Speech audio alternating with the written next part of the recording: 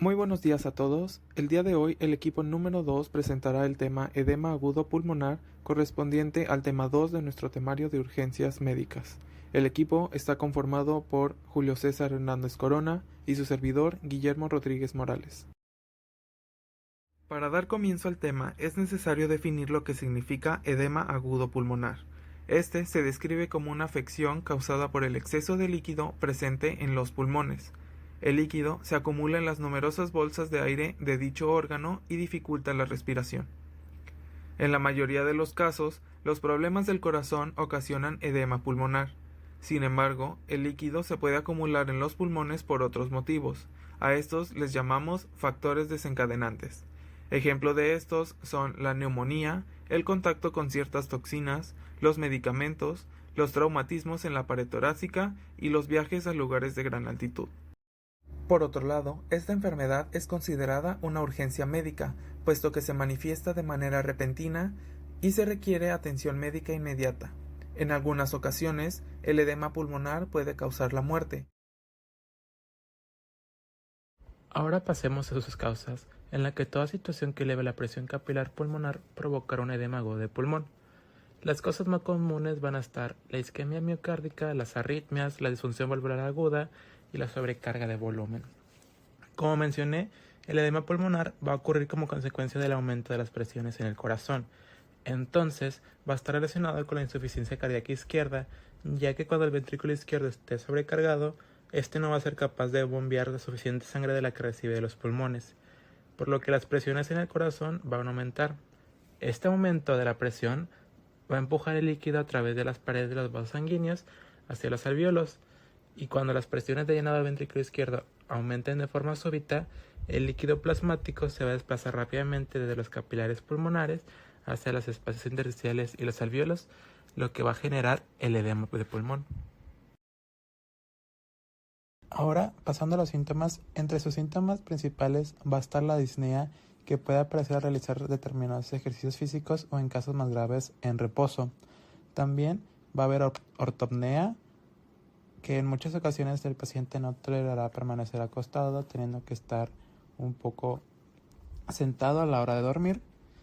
Y pues entre otros síntomas va a estar la inquietud, la angustia, sudoración abundante, frialdad en la piel, tos con expectoración, oligura, taquicardia y taquipnea, con el uso de la musculatura accesoria para conseguir una buena respiración. En cuanto al diagnóstico, este se basa fundamentalmente en la exploración física del enfermo y la radiografía de tórax, que es el estudio más útil, pues muestra la presencia de líquido en el espacio pulmonar, y en ocasiones también se observará cardiomegalia. Ahora bien, la auscultación pulmonar es muy importante, ya que escucharemos crepitantes húmedos en ambas bases del pulmón. Y para completar el diagnóstico se realizará un electrocardiograma que ayudará a identificar si existe una cardiopatía de base que haya desencadenado el cuadro, así como un análisis de sangre y orina. En cuanto al manejo prehospitalario del edema agudo pulmonar, es necesario seguir una sucesión de pasos, los cuales se describen a continuación. 1. Organización del traslado urgente al hospital. 2. El paciente debe estar en posición de cúbito supino. 3. Monitorización de signos vitales y ritmo cardíaco. 4. Si la presión arterial sistólica es mayor a 100 milímetros de mercurio, administrar trinitrato de glicerilo en spray o tabletas sublinguales.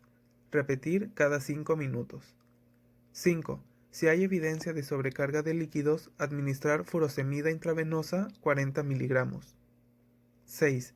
Si existe una saturación de oxígeno menor a 92%, proporcionar suplemento de oxígeno hasta conseguir una saturación de 92 a 96%. 7. Si la saturación continúa menor a 92%, es necesario una ventilación no invasiva, con oxígeno al 100%, presión continua positiva en la vía aérea o presión positiva en la vía aérea en 2 niveles.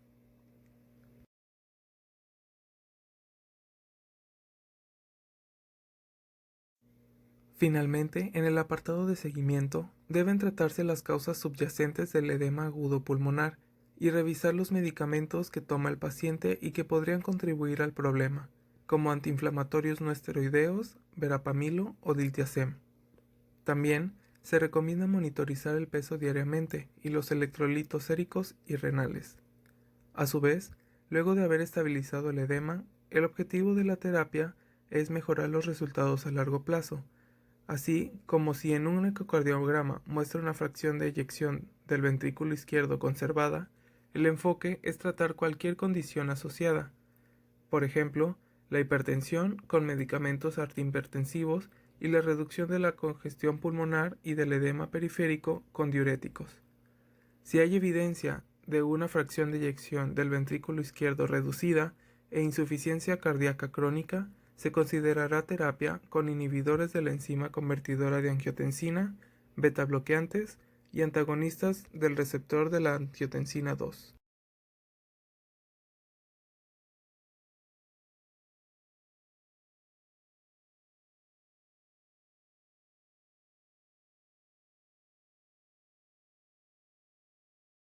Para continuar, el equipo 2 abordará el tema de la insuficiencia cardíaca, partiendo de la definición de esta afección. La insuficiencia cardíaca, también llamada insuficiencia cardíaca congestiva, se produce cuando el músculo del corazón no bombea sangre tan bien como debería hacerlo. Cuando esto sucede, la sangre a menudo retrocede y el líquido se puede acumular en los pulmones, lo que causa un fallo de aliento. Dentro de los factores desencadenantes podemos encontrar determinadas afecciones cardíacas, por ejemplo, la enfermedad de las arterias coronarias o la presión arterial alta. Estas dejan progresivamente el corazón demasiado débil o rígido como para llenarse y bombear sangre de forma apropiada.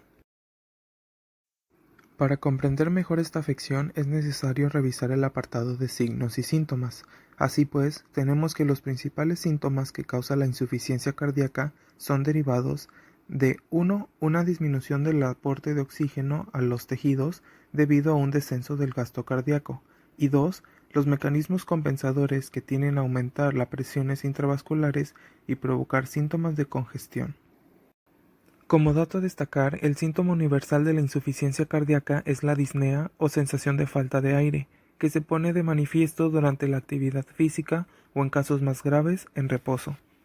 También podemos encontrarlo de forma brusca por las noches, denominada disnea paroxística nocturna. Así pues, tenemos que la falta de aliento es el síntoma número 1, seguido por la fatiga y la debilidad, así como también la hinchazón de las piernas en los tobillos y en los pies, los latidos de corazón rápido o irregulares, menor capacidad para hacer ejercicio, tos o sibilancias al respirar constantes con moco blanco o rosa, hinchazón del área del vientre, aumento de peso muy rápido debido a la acumulación de líquido, náuseas y falta de apetito, dificultad para concentrarse o menor estadio de alerta, dolor de pecho si la insuficiencia cardíaca es producto de un ataque cardíaco. ¿Cuáles son las causas de la insuficiencia cardíaca? Estas suelen manifestarse después de que otros trastornos han dañado o debilitado el corazón. Sin embargo, la insuficiencia cardíaca puede ocurrir si el corazón se vuelve demasiado rígido. En el caso de la insuficiencia cardíaca, los ventrículos pueden volverse rígidos y no llenarse de manera adecuada entre los latidos. En algunas personas, el músculo cardíaco puede dañarse y debilitarse. Los ventrículos se pueden estirar tanto que el corazón no pueda bombear suficiente sangre a través del cuerpo.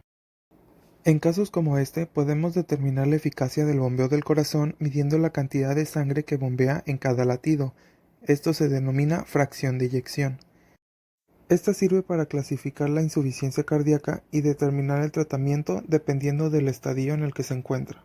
En un corazón saludable, la fracción de eyección es de 50% o mayor, lo que significa que más de la mitad de la sangre que llena el ventrículo se bombea hacia afuera con cada latido.